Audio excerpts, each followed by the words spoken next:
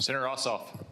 Thank you, Mr. Chairman, and thank you all for joining us and for your service. Just to make sure I understand some of the basics here, so Director Ratcliffe, you were a member of the Houthi PC small group signal chain, correct? I was. Yeah, and so were the Vice President, the Secretaries of State and Defense, the National Security Advisor, and Ms. Gabbard, correct? I believe so. I don't have a list of who was invited to be on. And so was national political reporter Jeffrey Goldberg, correct? I don't know that. Yes, you do. I don't know Jeffrey Goldberg, and I've already testified. I don't know whether or how he was added. Okay, well, he was a member of the signal chain, and the discussion included the Vice President's private opinion on the wisdom of proposed U.S. strikes in Yemen, correct? I don't recall.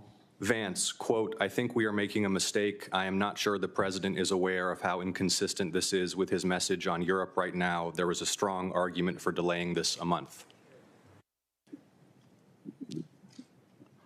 You don't recall? I don't. As you don't recall seeing that? Read that? I don't. It included the private opinions of the Secretary of Defense on the timing of strikes in Yemen, correct? I don't recall. Director Ratcliffe, surely you prepared for this hearing today. You were part of a group of principals, senior echelons of the U.S. government, in now a widely publicized breach of sensitive information. You don't recall whether the Vice President opined on the wisdom of the strikes? That's your testimony today under oath? In that setting, I don't recall. Here's what Secretary Hegseth said, quote, "Waiting a few weeks or months does not fundamentally change the calculus. Two immediate risks on waiting. One, this leaks and we look indecisive. Two, Israel takes an action first or Gaza ceasefire falls apart and we don't get to start this on our own terms." Your testimony is you don't recall the Secretary of Defense sending that message or reading it? I recall there being an exchange. I don't recall the specifics as you're reading it. Well, let's put it this way, Director Ratcliffe, a discussion by senior U.S. officials on the timing and risks of a proposed military campaign and disagreements between the President and the Vice President about U.S. plans and intentions would be of obvious interest to foreign intelligence services, would it not? Yes. And they were discussing the timing of sending U.S. air crews into enemy airspace where they faced an air defense threat, correct? I'm going to, Senator, defer to the other principles that you're referring to about what the meaning and the context of what they were auditing. They're talking about the timing of U.S. airstrikes, correct? Yes. Yes, and therefore the timing of sending U.S. air crews into hostile airspace, correct? Yes. And therefore the time period during which enemy air defenses could target U.S. air crews flying in enemy airspace, correct? I don't know that. You do know that. Let me ask this question, General Hawk. You lead America's signals intelligence collection.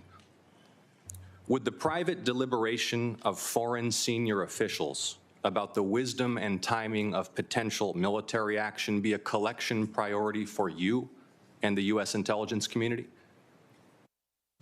Senator, it's our job to do indications and warning for both the plans and intentions of adversary leaders and for military commanders. And would not information about the timing of airstrikes allow a military to pre-position or cue air defense systems to shoot down enemy aircraft?